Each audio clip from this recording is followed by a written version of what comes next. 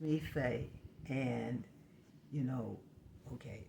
Once again, today is hair day, and so excuse the hair and everything. But sometimes some things are so important that you really have to go ahead and get them out there.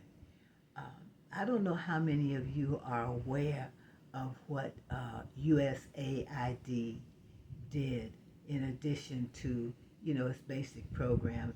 It also assisted in purchasing food for emergency food supplements for people in need.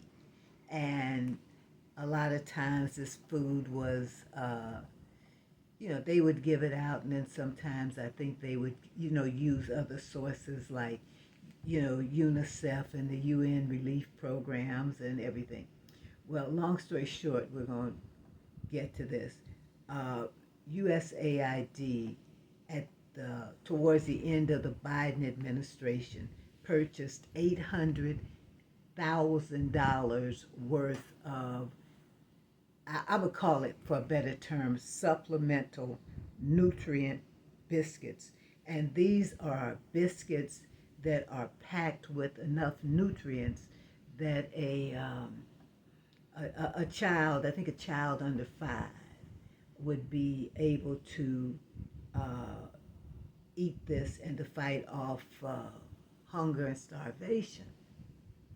So they purchased this, and as we know, in January, instead of the Biden or policies continuing through the Harris presidency, we ended up with the current occupant of the Oval Office. And at that time, one of the first things they wanted to cut was USAID. Now, a lot of people refer to it as USAID, but that is not what it is. It's the United States Agency for International Development. I think that's the right term. I always get confused. But anyway, so they purchased this $800,000 worth of food because it has been the continuing practice of the United States ever since USAID was created, that they would buy foodstuffs that they could help to deliver. These foodstuffs were supposed to be going to children in Afghanistan and Pakistan. Now, children are children. Let me make that clear. As far as I'm concerned, children are children. Even if they're turned into soldiers, they are still children. Okay.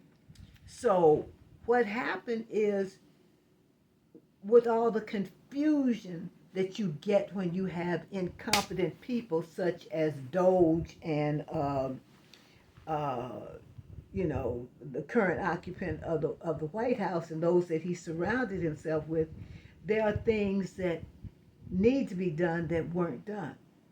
Well, starting in about February or early March, I started hearing rumors about food that was actually, I think the food we heard about was in various ports in the United States, and they didn't know how to ship it or what to do with it.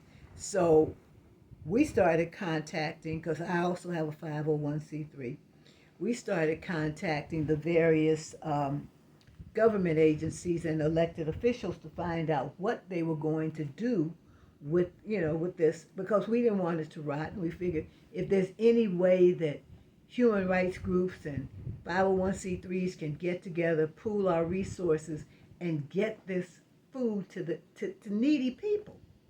Because even in the United States, we have, or is it 1 out of 8, or depending who you ask, 1 out of 8, or as high as 1 out of 5 children who are food challenged.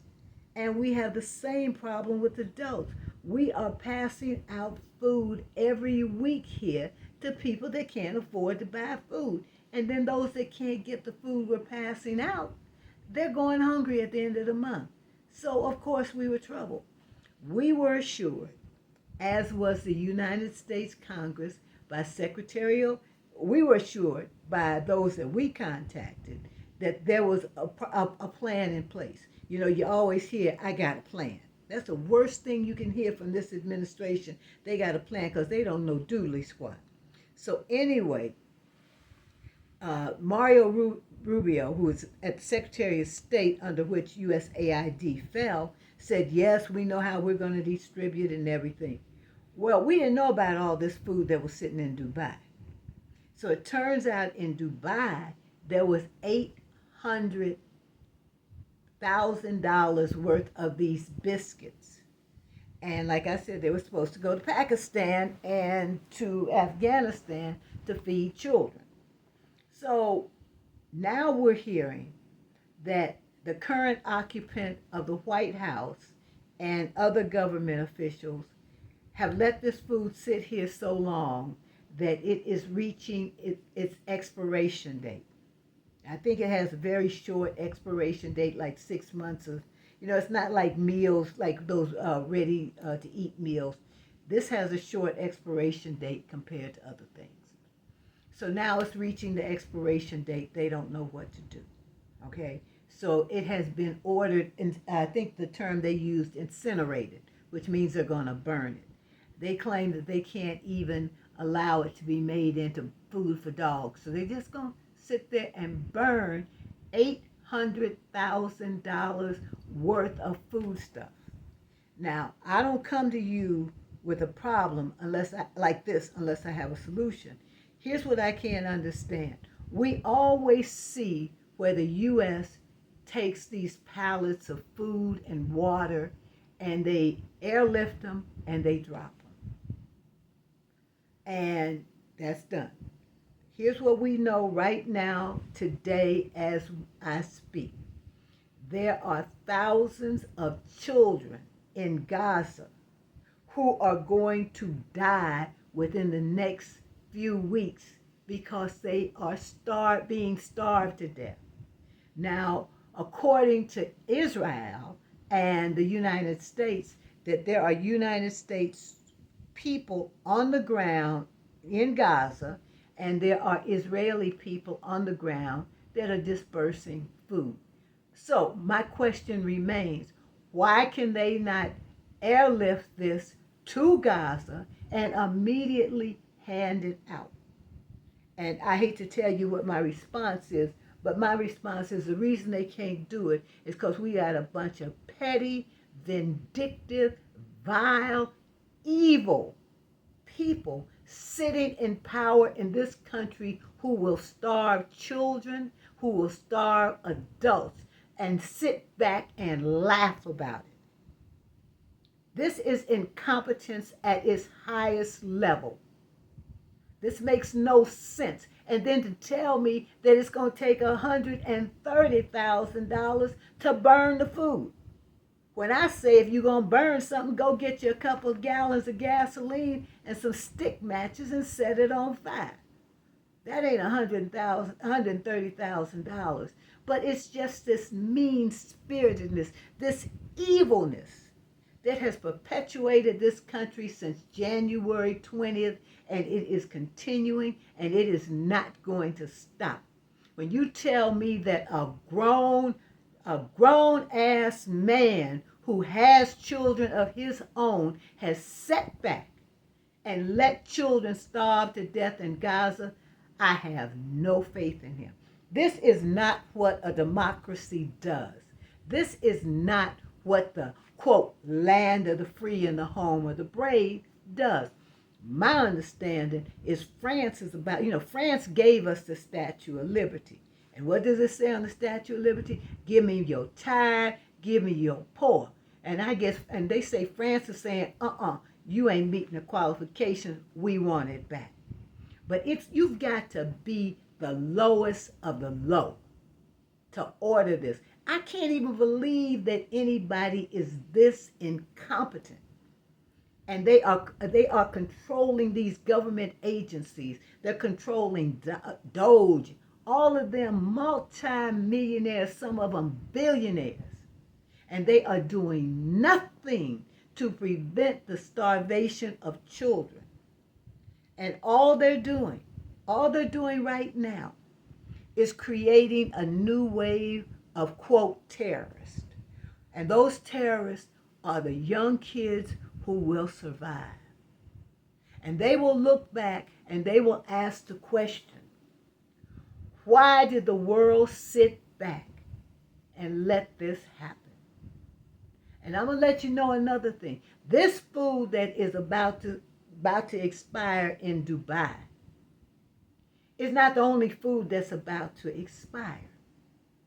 There is food sitting, I think, still in these U.S. ports. And nobody has a plan. Everybody's running around with one finger up the you know what and the other one up the nose, and they don't know.